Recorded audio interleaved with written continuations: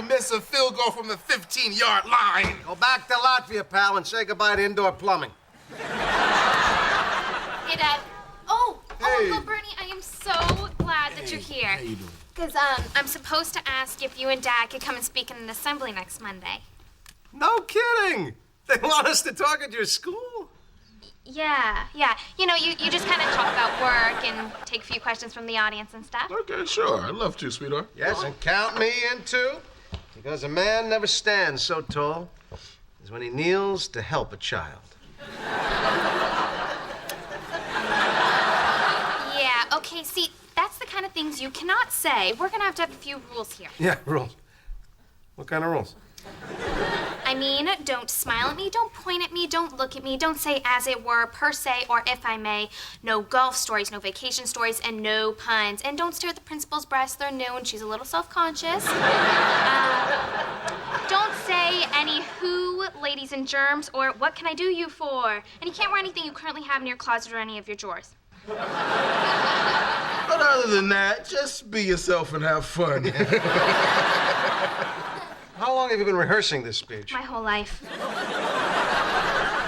You know, Dad, you're the first person to come speak at our school since that old astronaut senator guy. John Glenn? Yeah, he didn't do so good.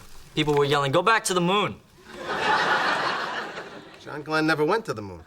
That's what he said right when he ran off the stage crying. Hey, Dad. Dad? Honey. Tony. Dad. Dad. Honey. Tony. Dad. Tony. Dad. Tony. Listen up! That's better. How's your speech coming, honey? Oh, fine. It's fine. I'm not really worried about the speech. I know how to communicate with the young people. I'd feel a lot more confident about that if you didn't refer to them as the young people. No, it's the question and answers that I'm worried about. I can't control that. I wish I could pull a Bob Newhart. What, and star in 2 extremely successful television series?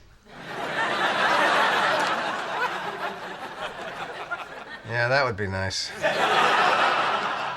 No, I'm talking about this time that Newhart was on the Donahue show, and they get the question and answers, and some guy says, "Hey, Bob, if you hadn't gone into show business with your life, what else would you have done?" And Newhart goes, I think I would have become a teacher.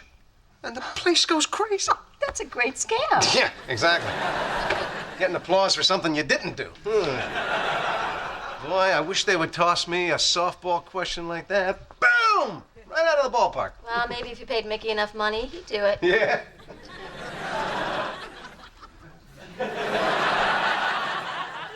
Mickey's kind of obvious. Tony, I was kidding. I know, honey, so was I.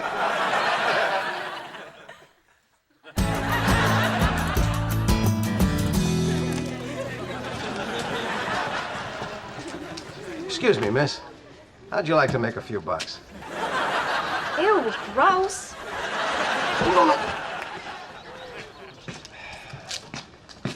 Son, you look like an enterprising young man. Huh? Yeah, that's what I'm talking about. Now, look. Do you know Megan Kleiman? Not as well as I'd like to. She's hot. Here's what I'm proposing. I mean, like, dirty hot. Do you mind? I'm her father. Whoa. Oh, you're her dad? Oh, she hates you, man. Okay, I'm gonna do all the talking now because you're an unusually bad conversationalist. How'd you like to make $10? 20. You don't even know what I'm gonna ask you to do. It's my price, dude. All right, fine. I'm gonna be speaking at an assembly in a couple of minutes. Now, when we get to the question and answer section, I want you to ask me what I would have done if I hadn't become a writer. Oh, okay, so you're like a jockey? Yeah, I heard they were little dudes. No,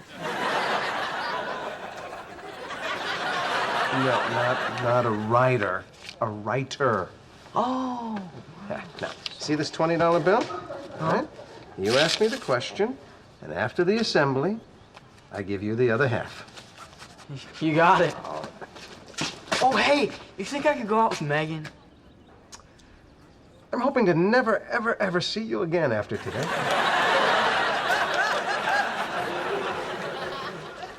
I think Robert Louis Stevenson said it best when he said, all speech, written or spoken, is a dead language until it finds a willing and prepared hearer to breathe life into its readied lungs. Thank you. Thank you, Mr. Kleinman. That was very thorough. Now, if Mr. Widmer would join you at the podium, we'll take some questions from the audience. All righty. Yes, you right there. My question's for Bernie. Bernie, what's the hardest hit you ever laid on a guy? Well, there was this one time in college. There was this clown. He was talking smack to me the entire game. So I got tired of it. I put my head down and bam, laid the helmet right on him. Rest of the game, he was still talking, but he wasn't making much sense. Oh, that's great. That's a great little story. Yes, young lady, right there. My question is also for Bernie. I was just wondering if it's true that you dated Lucy Liu. Lucy is a wonderful person. But my mother taught me never to talk about one beautiful woman while in the company of another. So I said to the guy, oh, don't worry, you'll recognize me. I'll be the one in the end zone doing the funny dance.